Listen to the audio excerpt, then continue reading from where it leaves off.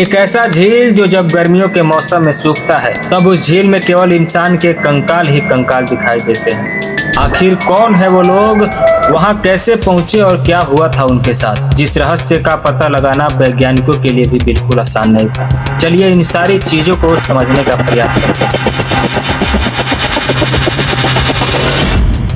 दरअसल इस झील का नाम रूपकुंड झील है, जो भारत के उत्तराखंड राज्य के चमोली जिले में समुद्र तट से लगभग 16,500 फीट की ऊंचाई पर हिमालय के बर्फीली चोटियों के बीच मौजूद है। इस झील को कंकाल झील या फिर स्केलेटन लेक के नाम से भी जाना जाता है। साल 1942 में ब्रिटिश फॉरेस्ट रेंजर ने हिमालय भ्रमण के दौरान इसे पहली बार देखा था। पहले तो उसे शक हुआ कि ये कंकाल दूसरे विश्व युद्ध के दौरान जापानी सैनिकों का हो सकता है, लेकिन जब वैज्ञानिकों द्वारा इसकी जाँच की गई तो यह थ्योरी बिल्कुल गलत निकली। इस झील को लेकर अलग अलग मान्यताएं हैं, जिसमें वहां के स्थानीय लोगों का मानना है कि बहुत समय पहले कन्नौज का राजा अपनी गर्भवती पत्नी के साथ नंदा देवी की यात्रा करने जा रहा था, लेकिन रास्ते में उन लोगों ने यात्रा के पवित्र नियमों का उल्लंघन किया या फिर कोई गंदा काम किया, जिससे नंदा देवी बहुत क्रोधित हो गई और वहां बहुत बड़े बड़े क्रिकेट बॉल साइज के ओले बरसाने लगे, जिससे राजा रानी के साथ साथ सभी यात्रियों की मौत हो गई। यह कहानी लोगों को सोचने पर मजबूर कर देती है,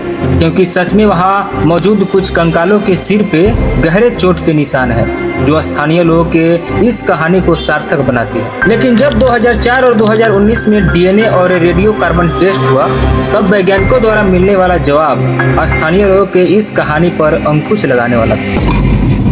दरअसल रिसर्च में ये मालूम चला कि झील में मौजूद कंकाल केवल भारतीयों के नहीं था, उसमें कुछ कंकाल यूरोपियन देशों के लोगों का भी था। रिसर्च में यह भी मालूम चला कि वहाँ के कुछ कंकाल 9वीं शताब्दी के थे तो कुछ कंकाल 19वीं शताब्दी के थे। दोनों कंकालों के बीच 1000 साल का गैप था, यानी सभी लोग एक साथ नहीं मरे थे। हड्डियों की उम्र जांच में यह भी साफ हुआ कि यहाँ कोई बच्चा नहीं था, न ही कोई किशोर और न ही कोई कम उम्र का इंसान। सभी कंकाल मध्यम आयु के थे, पूरी तरह विकसित वयस्कों के थे।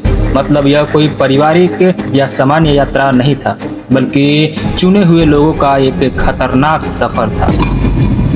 अब प्रश्न ये भी उठता है कि यूरोपियन देशों के लोग भारत में इतनी खतरनाक जगह पे क्या करने आए होंगे। इसका लॉजिक ये है कि उस टाइम भारत कोई बंद देश नहीं था। उस टाइम भारत व्यापार, ज्ञान और अध्यात्म का बहुत बड़ा केंद्र हुआ करता था। यहाँ समुद्री मार्ग से अलग अलग देशों के लोग आते जाते रहते थे और यूरोप से भारत आना उस दौर में आम बात था, जिससे यह अनुमान लगाया जाता है कि कुछ यूरोपियन लोग यहाँ हिमालय भ्रमण या फिर एडवेंचर की तलाश में आए और मारे गए।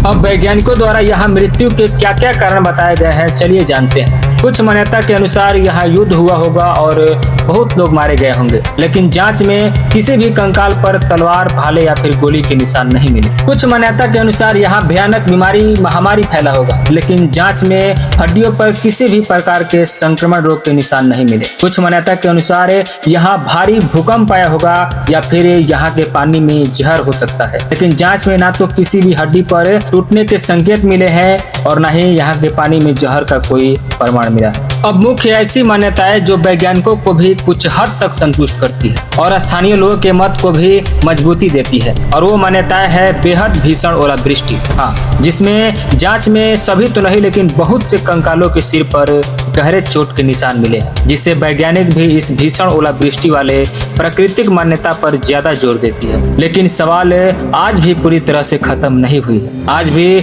बहुत से ऐसे सवाल है जो इस झील के रहस्य को जिंदा रखी हुई है। वैसे आप इस जगह पे कभी जाना चाहेंगे और इस मिस्ट्री के बारे में आपकी क्या राय है, कमेंट में जरूर बताइएगा और आगे ऐसे ही मिस्ट्री के लिए चैनल को सब्सक्राइब कर लीजिएगा। हम जल्द ही मिलते हैं आपसे एक और ऐसे ही वीडियो के साथ।